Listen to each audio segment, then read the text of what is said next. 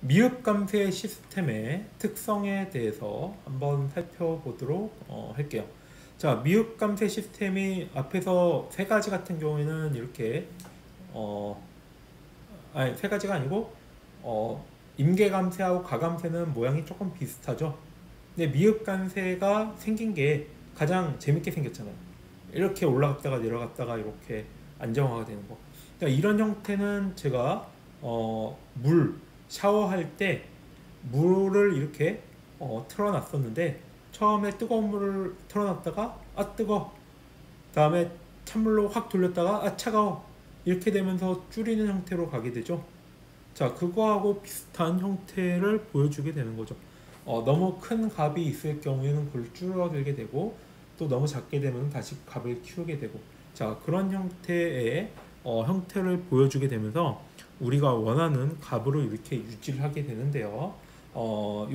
그래서 미흡 감쇄 시스템 경우에는 특징적인 여러 가지 지표를 이렇게 또 두고 우리가 판단을 하고 있습니다.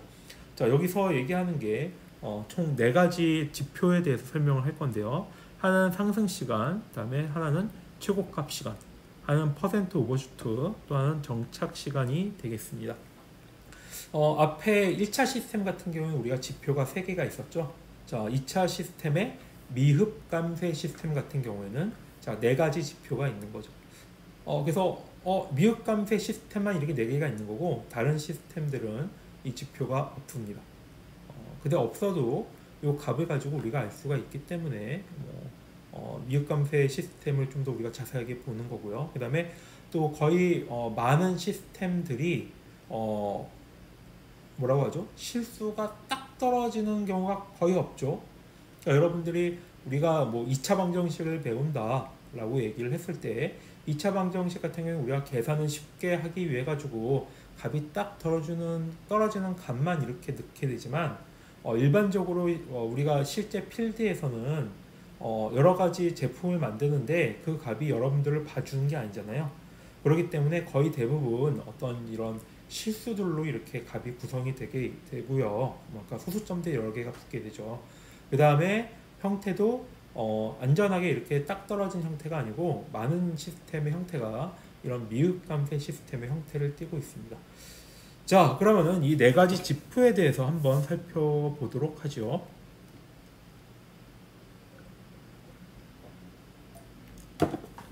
자, 첫 번째는 상승 시간이 있는데요.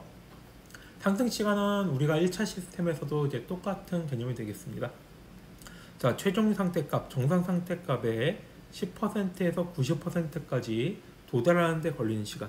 자, 그래서 여기 보게 되면은 요 정상 상태, 그러니까 값이 더 이상 안 바뀌는 상태가 됐을 때 요 값을 기준으로 10%에서 90%, 그러니까 요 위에 올라가는 부분이 아니고 얘 기준이에요.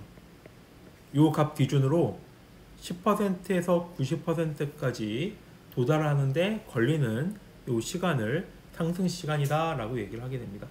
많은 친구들이 요 꼭 시점을 가지고 이제 생각을 하게 되는데 그게 아니고 요 기준값, 정상 상태 값으로 기준을 하게 되는 거를 여러분들이 주의를 기울여야 될 거예요. 자, 다음에 두 번째는 최고값 시간이 되겠습니다. 자, 최고값 시간 같은 경우에는 우리가 관찰하기가 상당히 좋아요. 자, 왜 그러냐면은 요 값이 가장 최고, 여기 그래프 그러면 이 부분이 가장 값이 크네 라고 했을 때 또 내려와서 여기 있는 시간값, 자, 이것을 최고값 시간이다, 영어로는 피크 타임이다, 우리가 뭐 피크 찍는다 이렇게 얘기를 하잖아요. 자, 그렇게 얘기할 때 얘기하는 피크 타임이 되겠습니다. 자, 그래서 최저값을 도달하는데 걸리는 시간. 그 다음에 퍼센트 오버슈트라는 거가 있습니다. 자, 퍼센트 오버슈트는 뭐냐면은 자, 이 최고값 시간의 최대값을 가지게 되잖아요. CX라고 하는 최대값을 가지게 되는데 얘가 정상 상태로 간 값에 비해서 몇 퍼센트 올라갔느냐. 그러니까 예를 들어서 우리가 여기에 돌아가는 시간이 100%다 라고 얘기를 했는데 얘가 이렇게 피크를 찍어 가지고 이렇게 내려와요. 그러면 얘가 한 120%다 자, 라고 얘기했을 경우에는 얘가 얘 최대값하고 그 다음에 정상상태값하고 20% 차이 난다. 자, 이런 식으로 얘기를 할 수가 있는 거겠죠. 자, 그래서 정상상태 값에 비해서 얼마만큼 많이 벗어났는가를 보여주는 것이 퍼센트 오버슈트가 되겠습니다. 자, 그 다음에 네 번째는 정착 시간이 되겠습니다. 자, 정착 시간은 뭐냐면은 이게 약간 좀 그래프로 봤을 때 잠깐 볼까요? 자, 뭐 이따가 설명을 하겠지만 이따 설명할 필요도 없이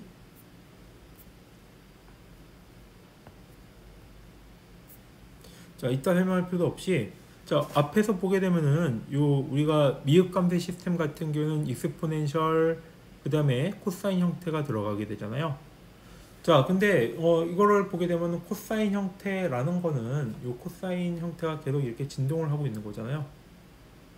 자, 그렇기 때문에 우리가 요 2차 시스템 같은 경우에는 한 가지 값으로 나오지가 않습니다. 자, 무슨 얘기냐? 이 부분이 하나의 값처럼 보이지만 실질적으로는 무한하게 이렇게 진동을 하고 있어요. 그러니까 우리가 극한이다 라고 생각하면 되는 거죠.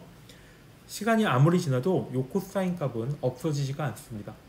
여기 앞에 있는 지수함수의 값이 엄청나게 작아지게 되는 거죠. 자, 그렇기 때문에 어쨌든지 간에 아주 미세하지만 진동이 있기 때문에 요 값을 아무리 정상 시간이 된다고 하더라도 요 값을 하나로 특정을 지을 수가 없습니다. 자, 그래서 앞에서와 마찬가지로 어느 정도 시간이 지나면은 그냥 값 하나로 수렴한 걸로 치자 라고 얘기를 하게 되는데 그때 얘기하는 게 정착 시간이 되겠습니다. 자, 그래서 정착 시간은 어떻게 되냐면은 자, 여기서 보게 되면 요 값이 정상 상태 플러스 마이너스 2% 이하에 도달하는 시간. 자, 그래서 여기 정상 상태라고 우리 값을 설정을 했는데 요 값에서 요 값 기준으로 2% 얘가 100이라고 하면은 102 여기 다음에 여기는 98에 되는 요 시간 얘가 98 이상부터 얘가 값이 더 이상 안 바뀌어. 그랬을 경우에는 요 98에 되는 이 시점 요거를 정착 시간이다 라고 얘기를 하게 됩니다. 자, 그래서 미흡 감퇴 시스템에 대해서 우리 네 가지 지표에 대해서 이렇게 같이 살펴보게 됐죠. 자, 그렇게 되면 여러분들 이제 또 눈치가 빠른 친구들은 앞에 1차 시스템에 했던 것처럼 요 각각의 네 개의 지표가 또 뭔가 공식이 있구나 라는 거를 눈치를 챌 수가 있을 것 같습니다. 자, 2차 미흡 감퇴 시스템 같은 경우에는 이렇게 네 가지 지표에 대해서 공식을 만들 수 있는데요. 이 공식이 어떤 값을 이용을 하게 되냐면은 감쇄비하고 고유 주파수 값으로 우리가 값을 알 수가 있습니다. 자, 최고값 시간 같은 경우에는 감쇄비하고 진동 주파수로 이렇게 구할 수가 있게 되는데요. 이거에 대한 공식은 요 다음과 같습니다. 자, 고유 주파수 곱하기 루트 1 빼기 감쇄비의 제곱을 파이로 나눴을 경우에는 요 최고값 시간을 구해줄 수가 있게 됩니다. 자, 그 다음에 퍼센트 오버슈트 같은 경우에는 두 가지 형태로 우리가 값을 구해볼 수가 있는데요. 하나는 감쇄비 값을 알고 있을 경우에는 요 퍼센트 오버슈트 값을 알 수가 있습니다. 자, 퍼센트 오버슈트 값은 이렇게 보게 되면은 얘가 앞에 퍼센트가 붙죠? 얘가 정상 상태에 대해서 몇 퍼센트 올라갔느냐를 얘기하는 거기 때문에 여기에 보는 것처럼 익스포넨셜 마이너스 감쇄비 곱하기 파이 나누기 루트 1 빼기 감쇄비의 제곱 곱하기 100 왜냐하면 이게 퍼센트이기 때문에 자, 이렇게 우리가 퍼센트 오버슈트를 감쇄비 값으로 구해줄 수가 있습니다. 자, 거꾸로 보게 되면은 시간응답으로 자, 이렇게 되잖아요. 시간응답 공성이 이렇게 구성되는데 요 정상 상태하고 그 다음에 요거의 값을 우리가 측정을 할 수가 있다고 하면은 거꾸로 요 값으로 감쇄비를 구할 수가 있는데요. 자, 요거는 어떻게 구했냐면은 요 지수함수에다가 로그를 때려주게 되면은 자, 요런 형태의 공식이 나오게 됩니다. 자, 그래서 퍼센트 오버슈트 값만 알면은 거꾸로 우리가 감쇄비를 알 수가 있게 되는 거죠. 측정하기 되게 쉬워요. 정상 상태 값이 왔어. 근데 가장 최대값에 있는 값하고 퍼센트 오버슈트 퍼센트 값을 구해가지고 여기다 넣어주게 되면 감쇄비를 구해줄 수가 있는 거예요. 자, 그러면은 재밌는 거는 이걸 통해서 우리가 알 수 있는 게 오버슈트가 크면은 감쇄비가 작게 되고요. 그 다음에 오버슈트가 작으면은 감쇄비가 크게 돼요. 무슨 얘기냐? 여기 있는 값이 예를 들어서 오버슈트가 크다. 오버슈트가 이 부분이 커지게 되면은 여기 오른쪽에 있는 것처럼 그래프가 표현할 수가 있는데요. 오버슈트 감쇄비가 작다. 자, 감쇄비가 작을 경우에는 감쇄비가 아예 0일 경우에는 어떻게 될까요? 감쇄비가 0일 경우에는 우리가 무감쇄 시스템이라고 해서 진동이 커지게 되잖아요. 자, 그래서 그 진동이 커진다는 얘기는 튀어 올라가는 값이 많기 때문에 이 퍼센트 오버슈트 값이 커지게 됩니다. 근데 감쇄비가 크게 되면은 이 튀어 오르는 값이 점점 낮게 돼요. 자, 그래서 이 오버슈트를 크게 할 시스템일 경우에는 감쇄비를 줄여야 되는 거고요. 그 다음에 오버슈트를 작게 할 시스템 같은 경우에는 감쇄비를 크게 설계를 해야지 우리가 원하는 오버슈트 값을 맞춰줄 수가 있습니다. 자, 예를 들어서 앞에서 제가 샤워기를 얘기를 했었잖아요. 자, 샤워기에서 내가 뜨거운 물을 틀었는데 만약에 이 오버슈트를 크게 설계를 하면 어떻게 될까요? 그러면은 오버슈트를 크게 설계해서 감쇄비를 작게 설계를 했을 경우에는 물을 틀자마자 갑자기 뜨거운 물이 컬컬컬 나오겠죠? 그러면은 갑자기 뜨거워 이렇게 되겠죠. 자, 그러면은 오버슈트를 줄이기 위해 가지고 감쇄비를 키워가지고 밸브를 설계를 해야지만 처음 틀었을 때 물이 처음부터 아주 뜨거운 게 아니고 뜨거운 물을 좀 감소시키면서 물을 나오게 할 수가 있는 거가 되겠죠. 자, 이런 식으로 우리가 요 값을 조절을 해가지고 설계를 할 수가 있습니다. 자, 다음에 정착 시간이 있는데요. 자, 정착 시간은 감쇄비하고 진동 주파수를 이용을 하게 됩니다. 자, 그래서 4 나누기 감쇄비 곱하기 고유 주파수를 나눈 값이 정착 시간이 되겠습니다. 자, 그래서 정착 시간 같은 경우에는 자, 이렇게 98% 되는 시간이 되겠죠. 자, 그 다음에 상승 시간은 이 부분은 조금 까다로운데 감쇄비에 의한 정규화된 시간 진동 주파수를 이용한다 이렇게 되어 있는데 이게 무슨 얘기냐면은 자, 요 표가 필요합니다. 자, 이 감쇄비에 대한 표에 따라 가지고 여기 있는 부분이 오른쪽에 있는 게 정규화된 시간입니다. 자, 그래서 공식을 이제 어떻게 되냐면은 자, 여기 보게 되면은 상승 시간은 요 정규화된 시간 나누기 고유 주파수가 되는데요. 자, 그래서 처음에 이 상승 시간을 우리가 알려면은 요 감쇄비를 알아야 됩니다. 그럼 감쇄비가 만약에 0.5다 라고 했을 경우에는 1.638이 되게 되는데요. 자, 1.638을 여기다가 값을 넣어주고 그 다음에 분모에는 고유 주파수를 넣게 되면은 이렇게 상승 시간이 나오게 됩니다. 자, 그러면 우리가 네 가지 공식을 배웠죠. 하나는 최고값 시간에 대한 공식, 그 다음에 퍼센트 오버슈트에 대한 공식, 그 다음에 정착 시간에 대한 공식, 그 다음에 상승 시간에 대한 공식. 자, 이 네 가지를 배우겠는데요. 자, 이 네 가지를 이용을 해가지고 우리 앞에서 1차 시스템에 대해서 얘기했던 거와 같이 이 시스템이 제대로 설계가 됐는지 아니면은 어떤 모르는 시스템이 있는데 모르는 시스템의 전달 함수를 알고 싶을 때 자, 이 네 가지 지표를 이용을 해가지고 우리가 값을 이렇게 뽑아낼 수가 있게 됩니다.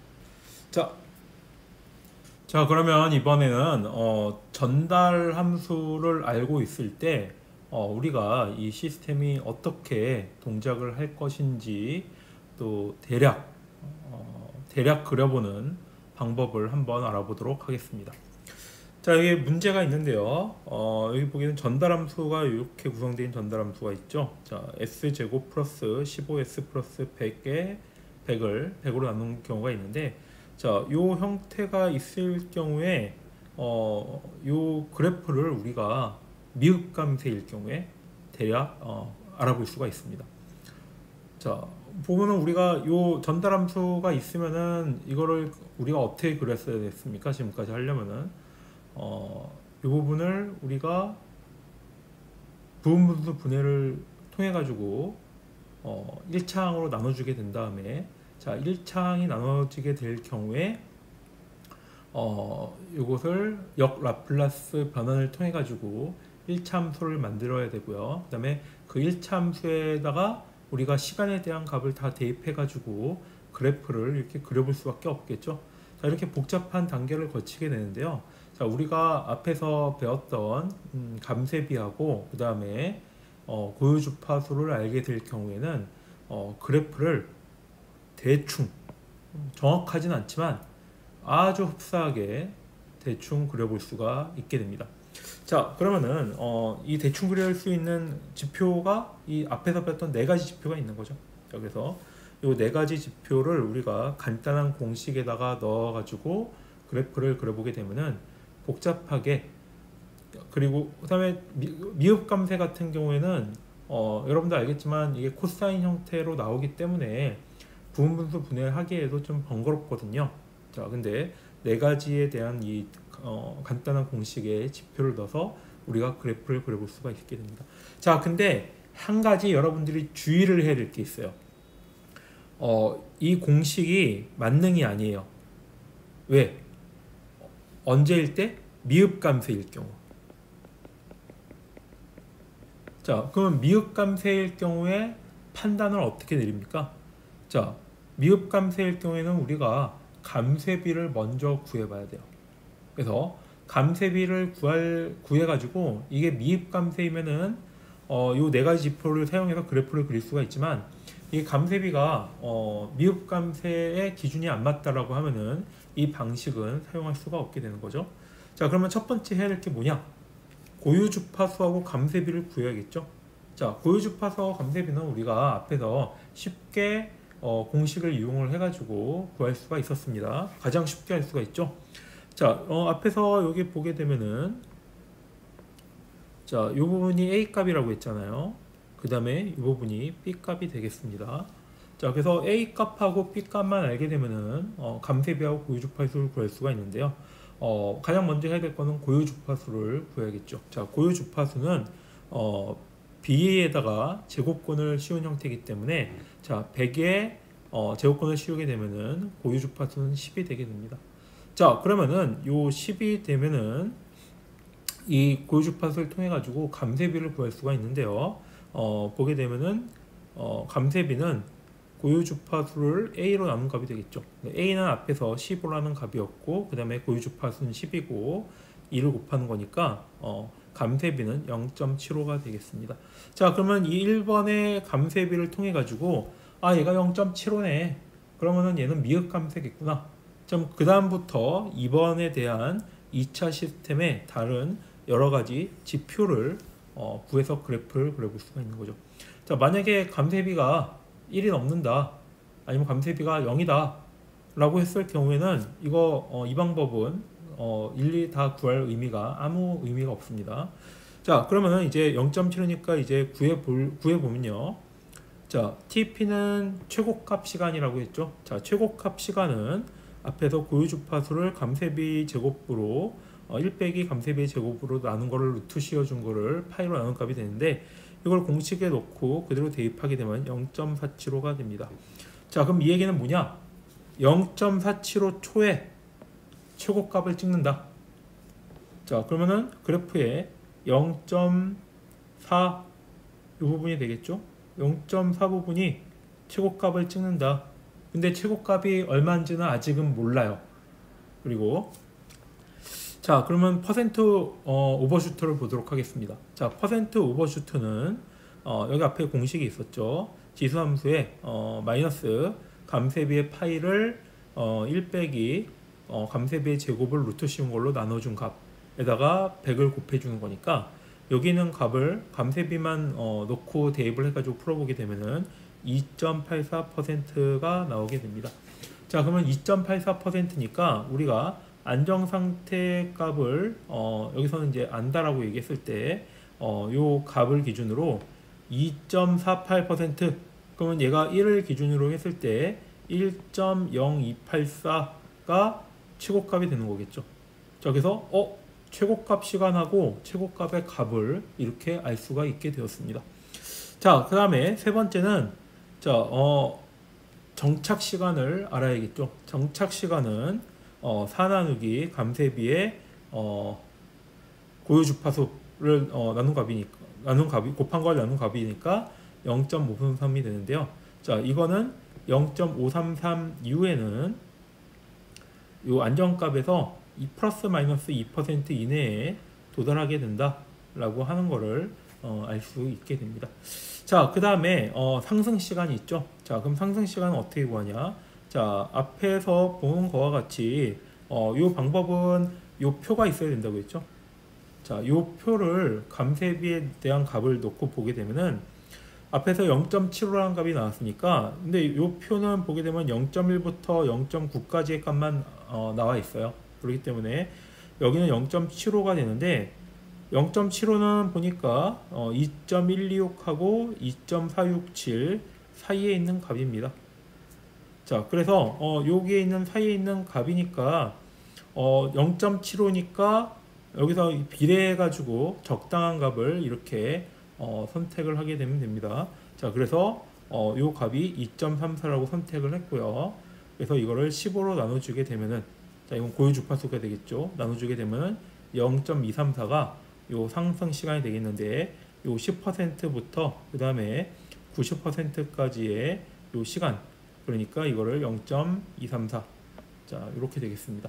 자, 그러면은 요 네 가지 지표를 가지고 우리가 대략적으로, 자, 최고값에서 이렇게 올라오는데 10% 되는 시간, 10% 되는 값, 그 다음에 90%가 되는 임의의 값을 우리가 찍어주게 되고요. 그 다음에 이 상태에서 이렇게 그려주게 되면은 됩니다. 그 다음에 이건 최고값이니까 정상상태값을 기준으로 이렇게 내려주면 되는 거겠죠. 자, 그러면 정상상태값은 어떻게 하냐? 자, 정상상태값은 뭐 앞에 우리가 1차일 때도 해봤지만, 여기 보게 되면은 S제곱 플러스 A, S 플러스 B의 B 형태가 정상상태값이 1이 되는 겁니다. 자, 그래서 앞에 1차 함수를 배웠었죠. 자, 여기도 요거 그 정상상태값을 아는 거는 여기의 값이 만약에 A의 A 형태로 되어 있을 경우에는 정상상태값이 1이 되는데, 요 1을 기준으로 해가지고 A분의 K 값을 통해서 요 값이 얼마만큼 정상상태값에서 1에서 줄어드는지를 확인할 수가 있는 거죠.